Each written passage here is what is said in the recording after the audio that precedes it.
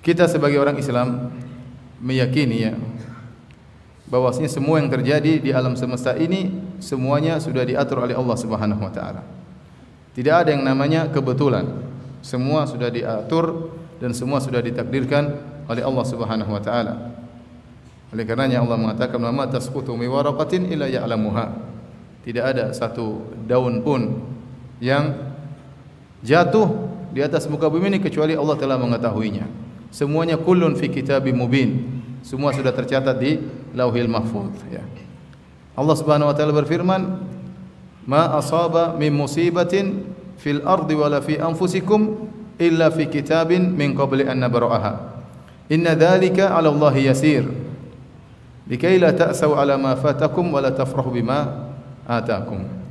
Kata Allah Subhanahu wa taala, tidak satu musibah pun yang terjadi di atas muka bumi ini dan juga yang menimpa diri kalian illa fi kitabin, kecuali telah tercatat di Lauhil Mahfuz ya, min qabli an nabra'ah, sebelum Allah menciptakannya.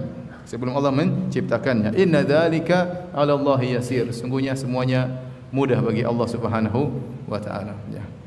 Ya. Semua yang terjadi dalam semesta ini Allah yang mentakdirkan dan tentu ada hikmahnya. Di antara hikmah yang besar yang kita dapatkan dari peristiwa corona ini ya, kita tahu tentang lemahnya manusia. Ya, manusia yang mungkin telah mencapai teknologi yang tinggi, mungkin ada yang sampai ke bulan, ada yang sampai ke planet Mars. Ya, sebagian mereka dengan penuh congkaknya dan kesombongannya, ya, lemah di hadapan perkara yang Allah takdirkan di alam semesta ini. Ya. Bagaimana virus ini kemudian masuk di hampir mayoritas negeri-negeri dan belum ada yang mampu untuk bisa menghadapi virus tersebut. Belum ada yang mampu menemukan obatnya. Dan insya Allah akan ada obatnya, cepat atau lambat insya Allah biidznillah ta'ala. Tetapi yang menjadi perhatian kita, begitu virus tersebut menyerang, semua manusia dalam kondisi lemah dan tidak berdaya ya, sampai suatu kota diisolasi ya, sampai ekonomi kemudian tidak berjalan, berapa ribu penerbangan dibatalkan ya, berapa banyak ya pariwisata kemudian kosong ya, berapa banyak ya tempat pertandingan main bola tidak ada penontonnya ya. Betapa banyak tempat-tempat diskotik akhirnya kosong. Betapa banyak tempat-tempat kemaksiatan jadi sepi ya. Semuanya tunduk di bawah kekuasaan Allah Subhanahu wa taala. Dan semua kejadian saya katakan tadi bukan secara kebetulan. Ada teguran dari Allah Subhanahu wa taala. Kita orang beriman kalau ditegur, kita segera kembali kepada Allah, segera introspeksi diri, banyak istighfar. Kita berharap orang-orang kafir kalau ditegur oleh Allah Subhanahu wa taala, hendaknya mereka kembali kepada Allah Subhanahu wa taala. Kejadian musibah-musibah yang menimpa ya, kalau kita ingat kembali ya, bukanlah suatu yang ya tidak ada munasabahnya, tidak ada kaitannya sama sekali dengan maksiat. Tidak benar, ada kaitannya dengan maksiat. Wa ma asabakum min musibatin fabima kasabat aydikum. Tidak ada satu musibah pun yang menimpa kalian kecuali akibat maksiat yang kalian lakukan. Akibat maksiat yang kalian lakukan. Dan secara umum musibah mungkin bisa kita golongkan menjadi tiga. Pertama, musibah yang fungsinya adalah mengangkat derajat, seperti musibah dan ujian yang menimpa para anbiya, para rasul, al-khullas, orang-orang soleh. Ini fungsinya mengangkat derajat mereka. Yang kedua adalah musibah untuk mengurangi dosa-dosa yang menimpa kaum mukmin secara umum, yang mencampurkan diri mereka antara kemaksiatan dengan ketakwaan, maka musibah-musibah tersebut akan menggugurkan dosa-dosa mereka. Dan model ketiga musibah yang merupakan azab, hukuman bagi orang-orang yang tidak bisa mengambil ibrah, pelajaran dari musibah tersebut.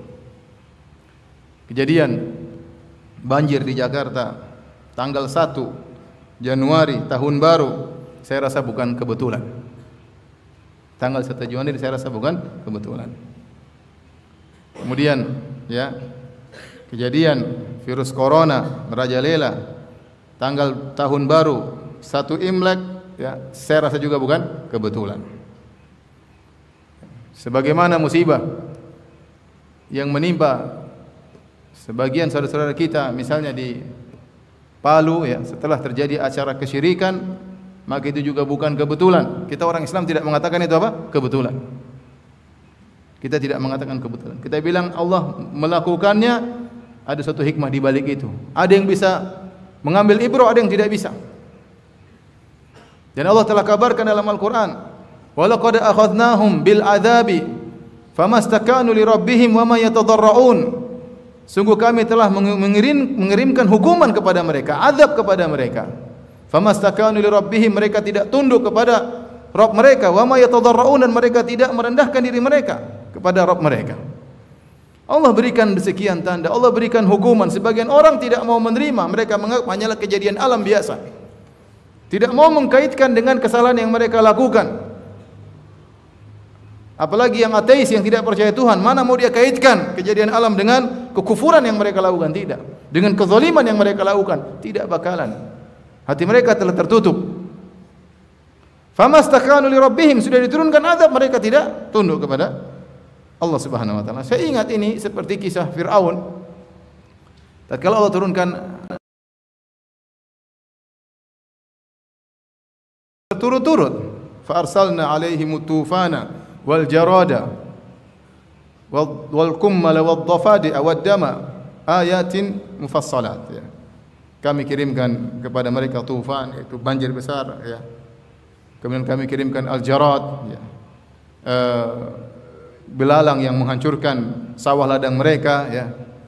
Kemudian kami kirimkan kepada mereka kutu, dhafadi, ya, kutu, kemudian katak, ya. Kami kirimkan kepada mereka juga darah, ya. Tetapi mereka fastakbaru, mereka semakin angkuh.